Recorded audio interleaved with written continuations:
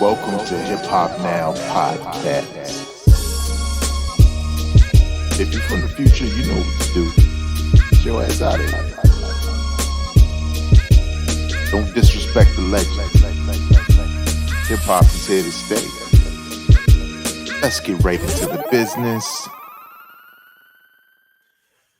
What up, y'all? I am your host, Vegas, and this is Hip Hop Now Podcast, a podcast specifically designed years ago for you to stay caught up on all things hip hop, music, and culture. Big shout out to the listeners, but most importantly, the supporters and the viewers, but most importantly, the supporters of this podcast over at patreon.com/hiphopnow. And if you would like to learn all about that and what that means, well, I could tell you a little bit.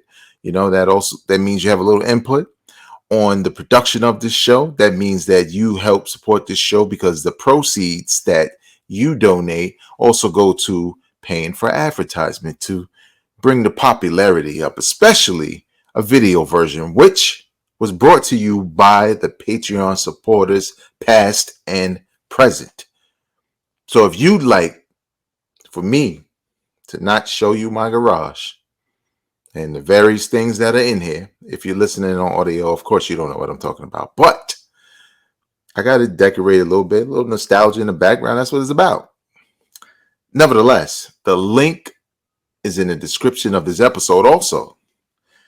For those of you who don't know, I do have merch. I have logo items for the podcast. You can get t-shirts, you can get magnets, stickers, I think cups, but I don't know about those cups. But more importantly, if you're on the East Coast or you just live in a place where it is brick outside, that meaning cold for those who don't understand, there's also hoodies. And you can get the hoodie with the logo on it in any color, any size.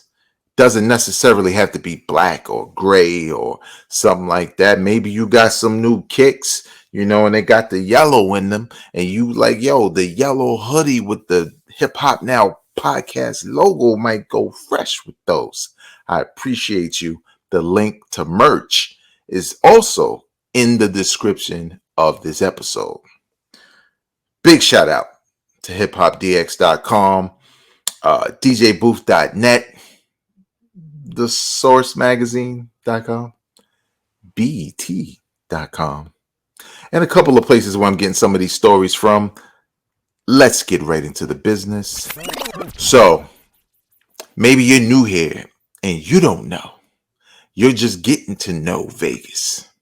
Let me tell you a quick story before I get into this headline. The BET Hip Hop Awards just happened. I did not know. You know why I didn't know? Because I haven't watched an award show in its entirety in over, oh my God, it got to be like almost 30 years. I'm not even going to front. It's up there. It might be 25 or something like that, or even 22, just being generous. And my reason for that is I'm not on any strike. You know, I'm not like, oh, I'm protesting or none of that. It just got to a point where I wasn't as interested as I used to be when I was much younger. When I was much younger, I wanted to see performances and see who would win and things like that. Now, because I probably know a little bit too much about this industry, not to say that it isn't an entertaining watch for you, it's just that a lot of the performances sometimes are lacking and or rely too heavy on theatrics around the the artists. I remember when DMX debuted his new song. I forget the name of it, but it was the one like did who we be, that record, right? Nobody had heard it before. It was just DMX on the stage. The song and his hype made me hype for that song. I like that song and it made me hype for his album. That's what I'm talking about. Performances like that where you don't really need much because the artist is enough, right? Not that everything has to be that, because I've seen some dope shows with, you know, pyrotechnics and whips and cars and stuff like that. But there's that part, and then also there's the awards part, right? A lot of times there's some politics involved. Sometimes, unfortunately, you got to look at who's producing, who's on the voting panel, and things like that. And it kind of makes sense, like, as to not only who wins sometimes, but who even gets nominated. And I think we just live in a day and age, especially now, with the internet and just being able to connect to content from your favorite artists or new artists, is that half the time you've already kind of seen what they can offer from a performance, or you've already kind of heard it, or whatever the case may be. But more importantly, when it comes to the music, so much of it comes out, and in my line of content creation, I absorb so much that I have an expectation for the best, and sometimes none of that is on the list for hip hop. So that's why I don't typically watch. I'll watch highlights, but I won't sit there through a 3 hour show and watch, because I don't care that much. But you care, so I'm doing this for you. So the BET Hip Hop Awards took place, and I think in a previous episode we talked about the nominees. Let's talk about the winners. Quick couple of highlights though. Marley Marl was honored. There was a tribute to him. I think that was pretty dope, because they got that right, to be honest, because a lot of times these award shows will give a lifetime achievement award to a artist or a producer that's kind of like a household name nowadays. Even if they're older, right? Like Grandmaster Flash he still gets a lot of work. So, and it's not just amongst the hip hop community or the black community. So he's kind of like a household name, right? Even though he came out so long ago. But then there are people who the hip hop heads know, and Grandmaster Flash would know, that are so important to the culture, but nobody knows them and nobody ever brings up their name. You got to be a bunch of old heads for when they're talking about, greatest producers of all time, and you hear Marley Marl's name get dropped. Because what you must understand, that now there may be so many different producers who are quote unquote at the top. Back in the days, there was a moment where a single producer would like own production for the most part. Other people were producing, don't get me wrong, and were hot, but there was like the guy, and the guy would change periodically, right? And at one moment in time, Marley Marl was the guy. Like late 80s into the 90s, if you count, and Mama Said Knock You Out. Also, Marley Marl was the guy for a minute. A number of hits, Juice Crew, LL, all of that. So that happened. I thought that was pretty dope that it happened. Hold up, just truck just going, a truck just driving right in my neighborhood. Just, I don't know why. Uh, so let's go over some of the awards and who won. Hip Hop Artist of the Year went to Kendrick Lamar. And I think that's like some kind of record for him. But again, I don't care about award shows, so you should look that up. Song of the Year went to Lil Uzi Vert, Just Wanna Rock. First of all, I'm not mad at the Kendrick, because Mr. Morale and the Big Steppers, the tour, he was that guy. He deserved it. Song of the Year, though, Lil Uzi Vert. Now, when I look at the songs that are here, and I'm just going to name kind of the ones that people know, and not all of them, but like, or that are recognizable, like Lil Durk and J. Cole, All My Life, probably known more for the J. Cole verse. DJ Khaled, Rick Ross, Lil Wayne, Jay-Z, God Did. Who else is here? Coi Leray, Players. That song was pretty popular. What else? Drake and 21 Savage, Rich Flex. I'm not a 21 Savage fan, so I did not really listen to that album. Maybe once. But I think Lil Uzi Vert should get this. And this is not really about songwriting. I know Song of the Year, but when I tell you as an old head, The build of that song, that beat was just so infectious. It was fun. And he also was at WrestleMania with it. So, I don't know. That's my excuse. But don't forget what I said. This list of songs of the year should have been a little bit different. Hip hop album of the year went to Drake and 21 Savage. Just for context, so you know, Glorilla was in it, Coi Leray, DJ Khaled, Metro Boomin, Jack Harlow, Uzi Vert, and Megan Thee Stallion. Guess which one of those were in my top 5 of last year? Not one. Best hip hop video, Lil Uzi Vert, Just Wanna Rock. I don't know. I don't really watch videos. Best collaboration, Lil Durk and J. Cole. And even though if you ask me, that was one-sided. Impact track, Lil Durk featuring J. Cole again. Now this is interesting because the nominees were Nas 30, Megan Thee Stallion Anxiety, Simba Can't Win for Nothing. That record was dope. NLE Chopper, who cares? God Did, Killer Mike, 3 Stacks, and Future, Scientists and Engineers. I think that had impact for 2 seconds. I still like it, but it was like 2 seconds. And Robert Glasper featuring Mac Miller, Therapy Part 2. All right, best duo or group, Drake and 21 Savage. That was almost like a no-brainer because, I don't know. It just seemed weird. Now, if we want to be real, here's the duos and groups named for that year. City Girls, DJ Drama and Jeezy, Drake and 21 Savage, Earth Gang, Larry June and The Alchemist, Quavo and Takeoff.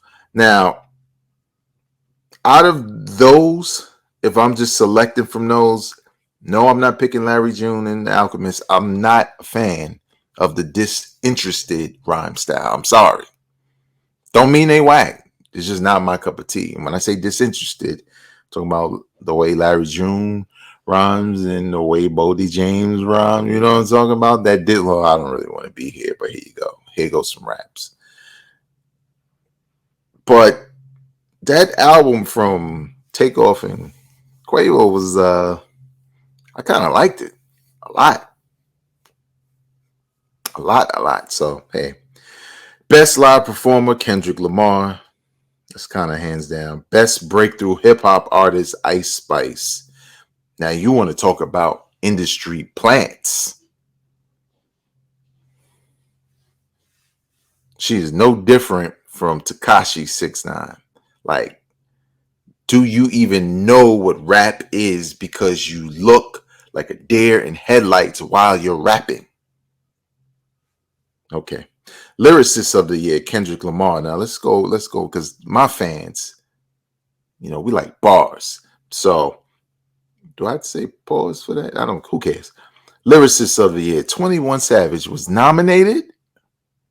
Okay, let's keep going. Andre 3000, damn. Didn't he just have a verse? We starving out here. All right. Burna Boy, stop it. I don't see dance hall or Afro beat, Afro futurist. I don't see. Okay, whatever. Cardi B. What? I don't know. Cardi B be having singles. Conway the Machine. No, they didn't. Okay, he's on here. Well, at least that's good. Drake. J. Cole. A couple of verses. Kendrick Lamar. Yeah. To me, Conway and Kendrick should be considered because they had albums. But at the end of the day, I don't know. It's the BET Awards. Producer of the year. This is the last couple. Producer of the year went to Metro Boomin. Blasphemy. This for last year? Hold up. Blasphemy should go to Hit Boy. Every year until him and Nas stop. Okay. Even Alchemist should have had a shot. I don't know. I guess so. Video Director of the Year, Kendrick Lamar and Dave Free. Damn, Kendrick Lamar cleaned up. BET Hip Hop Awards, y'all. That's what happened. I didn't watch. You can go over to hiphopdx.com. They got a layout of who won, or you can go to BET. I saw a snippet of one cipher, kind of kept it moving. I just don't care as much as I used to. But it's always interesting to see who's nominated and who wins, and the same goes for the Grammys. So we'll see. Swiss Beats and Timbaland, now that they have Verzuz back because they sold it, but now they got it back. They say it's coming back soon and it's going to be better than what it was when they sold it. I'm not going to spend too much time on this, y'all. I don't like doing these long episodes. But do we care? Do we really care? I kind of, somewhat. I think for those that don't know, I don't know how you didn't know. We all was in the house. Rest in peace to the people who passed away as a result of coronavirus. But during the lockdown, there wasn't much entertainment, right? Sports was on hold for a second, or it returned in some kind of weird way with, just empty place and stuff like that. And one of the things that kind of united, and I'm gonna just keep it a buck because it is what it is. The black culture, while we were in our homes, was Verzuz, and not that it was exclusive to us. But it was definitely for us by us. Okay, FUBU, and when it started originally, it basically was a concept that Pete Rock and I think DJ Premier did originally. They used to do like a Pete Rock versus Primo kind of thing, like in concert almost. But it wasn't a big thing. So during the pandemic, when Swiss and Timbaland started to put these things together, it was cool because you got to see like your favorite artist or producer or whoever was in the verses like at home playing joints. But it was like piecemeal because, like for example, when it was Premier versus RZA, Premier kind of already had a setup because he already like would DJ to the internet live anyway. So he already had a setup for his audio. Whereas RZA sort of kind of didn't.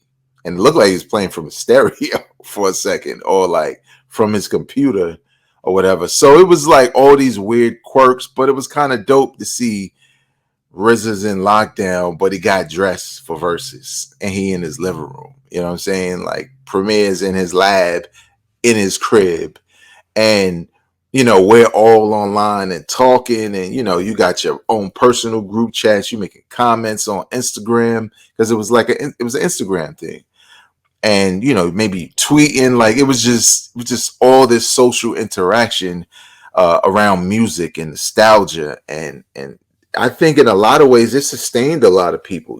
They had something to look forward to. Beyond just like watching Netflix or listening to music or playing a video game or talking on the internet. This was like going to just one big concert and everybody can attend, but I was going to say for free, but you got to pay for internet, but you know what I mean, for free.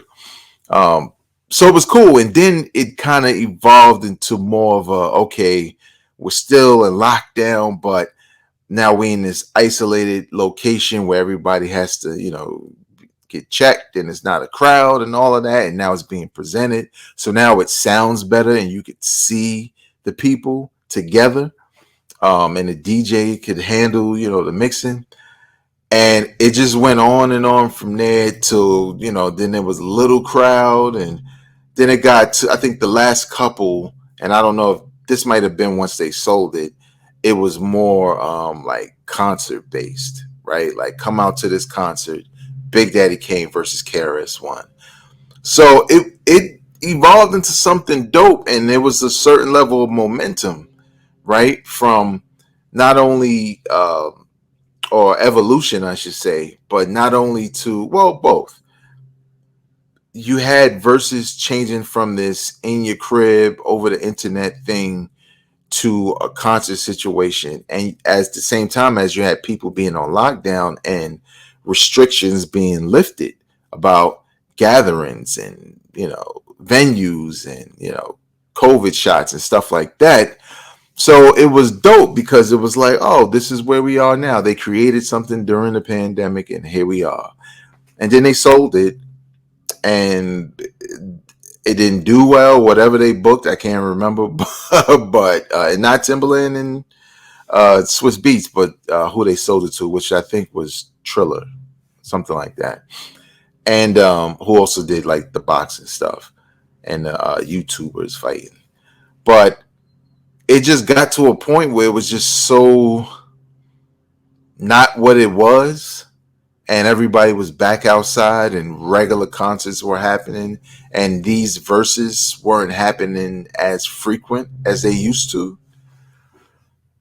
It just wasn't the same thing anymore. It slowed. They lost the momentum, and it kind of felt, at least to me, like that was a time to be alive when we was all locked down, and that time when Jadakiss did what he did to Dipset, but now we don't care anymore. And who else would you get at this point? You know. So according to Timberland and Swiss Beats, not only is it coming back, and not only do they now have it, they feel like it's going to return to form. And just really quick, and I quote, "Me and my brother created something special, and it ain't over," said Timberland on hiphopdx.com, I believe. Oh, that's where I'm getting this from. Black owned versus me and Swiss Beats. I'm glad to share this with my brother. And here's Swiss Beats. Like Tim said, we own verses again. We got quiet for a minute, but we're going to come back strong and show you what it is. This wasn't just something for the pandemic. That's something for the world. And apparently this announcement was at the BET Awards. See, I don't watch, and I guess I miss out. But who cares? Now, do we care? I don't. Do you care? Is the key. I think, for one, they're going to have a mean lineup that's going to make you, because there's some verses that we did not get that I think people would show up for if it was going to happen. Let's just say it: Nas versus Jay-Z.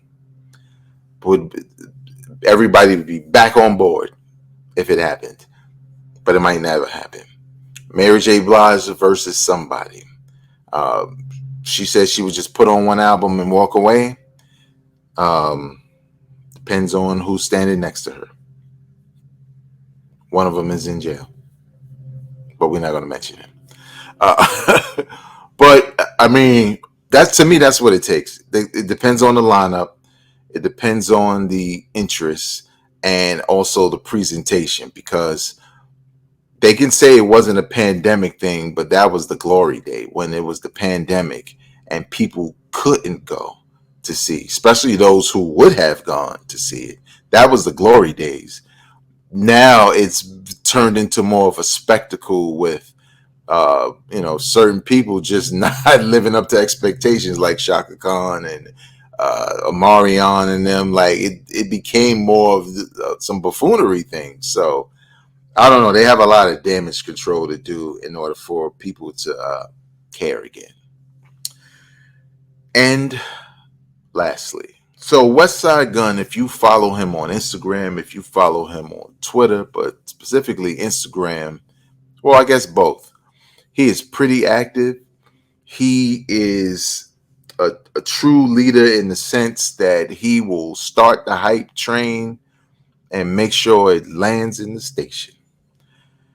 He has a new album out called "And Then You Pray For Me," which is sort of like a sequel for "Pray for Paris," which was an album on my first impression. I was like, yeah, it's cool. And then I started to like it a little bit more as time went on. This is basically the sequel. Similar artwork in some ways. It contains 21 songs. It's about an hour and 15 minutes in length on Griselda Records. Features, obviously, Conway, Benny, DJ Drama, Stove God Cooks, Rick Ross is on here. Who else is on here? Ty Dolla $ign, Denzel Curry, roam streets, and on and on and on. Now, just so y'all know, when it comes to me and giving my impressions, not really a review, but more my impressions of the album, but I guess you can call it a review. I listened to it 3 times. The first listen is sort of like my initial impressions. The second listen is to just listen deeper and make sure I understand what he was going for here. And the third listen is just to confirm my thoughts. And my thoughts, to save you a little bit of time, are that it's just okay. In some respects, it's kind of a disappointment, but the only thing that's disappointing to me about it, and I think this just goes for a couple of artists today, is stop hyping things up to be the greatest thing ever created just for people to be let down. Now, you may not think it'll be a letdown, but you're setting expectations so high that you're trying to indoctrinate us, or maybe you're trying to hypnotize us and then have us walk out and like, yeah, it is the greatest album I've ever heard. It is not. It's not even the greatest West Side Gun album I've ever heard. Is it bad? I don't think so. I just think it's too many songs. I think there's some songs that are dope that I was like, oh, okay, this crazy. And sometimes they're like back to back. And then there are other songs like, did we really need that? Did we really need 5 trap, 6, 8 trap records? Nah, because they didn't really do anything. You know what I'm saying? So it was a lot of that. It was a lot of hit and miss, and it was a lot of redundancies and things you heard, songs he's kind of made before over and over again. Like the song with Ty Dolla $ign, right? Let me just get the name so I just get the song right so you know. It's called Chloe. West Side Gun has probably made this type of song on every album he's released. And guess what happens? I always skip it. I always skip it. And maybe it's not for me. Maybe there's a reason why he makes this type of song all the time. Maybe he goes and does this type of record at a show and the ladies go crazy. Maybe the dudes even go crazy. But I just kind of feel like, how is this any different than the other one? And the same goes for some things. And in a lot of ways, you know, maybe that's being a little harsh because this is how he raps. This is what he raps about. What else would I expect? You're right. But what I don't expect is for you to tell me it's the greatest album of all time. And I think and this is a plus for him. But I think he does an excellent job of building to the album. With the video footage, you know, he always out of town, you know, he got the gear on and all that, and you get snippets of music and it really feels like something special. But I just feel like this album would have been better if he would have cut like half the songs and kept the strongest cuts and then like release like everybody else. 2, 3, 4 weeks later, release a deluxe version that adds some of these other records you take off. Because I think if the initial impression is that, yo, this album is crazy, then you'd rather have that. And then, you know, if there's a deluxe, people will be like, oh, these joints is cool, but they're extra. They're not a part of the presentation. But when the album is kind of already bloated and it's hit or miss, in the day and age, I said this with the Drake album, in the day and age of being able to make your own playlists, it becomes very easy to look at an album that you do not like as a whole and just say, I'm going to just throw those 2 joints on my playlist and never listen to that album ever again. That's what happens a lot.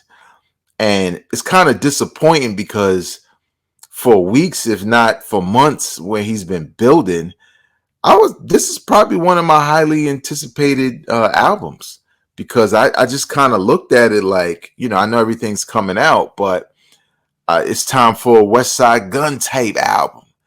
it's just too many songs, y'all. And, all the songs aren't that good. Like, there's one song featuring Stove God where he does the hook, this redundant hook to me, and a verse, and I really don't like it. And it just was frustrating because I started thinking about, damn, can we just get a Stove God Cooks album so we don't have to like hear him like this? Because now it's starting to become hit or miss. But then there's another record where he get busy on that record, and the beat is dope, and West Side Gun verse is dope, and you just like, man, maybe this should have been the only Stove God feature on this album, right? But the problem is it's a different age, right? I'm saying all this because I prefer shorter albums and a tighter experience as far as when you're listening to the album from beginning to end, right? But now we live in an age where people want you to dump 45 records on them so they can choose and pick and have a playlist and have this experience that only lasts a week of listening, and then they move on to the next thing. So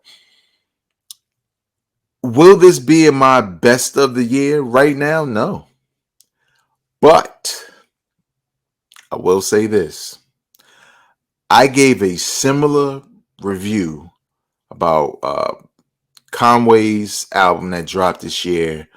I always mix it up because it's a weird title, like Will He, Won't He, or Won't He Say, or something like that. You know what I'm talking about, that album. And I was like, man, this just didn't meet expectations, blah, blah, blah. I said a lot of the same stuff. It was a shorter album, but I said a lot of the same stuff. And when I tell y'all, I listened to that album more and more as the year goes on. It could change my mind. I just doubt it will happen with this record because it's 21 tracks and it's an hour and 15 minutes. And there are some songs on there that are just what, you know how you see on the internet? On the internet, of course, you see everything on the internet. People like parody West Side Gun, like make jokes about this type of stuff he would talk about and how he would do. There are certain songs where it sounds like a joke. It doesn't sound like something that's hot that he did. It sounds like he's in on the joke, right? Like he's parodying, like he's a parody of himself on the record, because some of them are like really bad, like you're going for something that you think is fly, but it's just not musically gratifying, let's just say that, or satisfying. I don't know, it's been a long day, but nevertheless, I think if you're a West Side Gun fan, you should check it out. You may or may not like it. If you're not a West Side Gun fan, this album will not make you a fan. We can give you because he got a bunch of joints that are crazy. We can give you a list of those. And if you are curious, I say, why not? Why not listen to it? That's going to do it for me. What do you think about West Side Gun's brand new album, And Then Pray For Me? What do you think about the BET Hip Hop Awards? Do you watch? I don't know. Did you like the tribute to Atlanta that happened? Well, So Def, I think. Yeah, something like that happened. Leave your comments in the comment section below. And please know, subscribing to this podcast, whether you listen in audio form or you watch the video, is very important. But just as important is hitting the like button and sharing the video, because for one, that's how I grow my audience, but also that's how like YouTube's algorithm says, hey, people like this thing. They're liking it. They're commenting. So comment, like, share, and all that good stuff. Until next time, y'all, I'm not a critic. I'm a fan.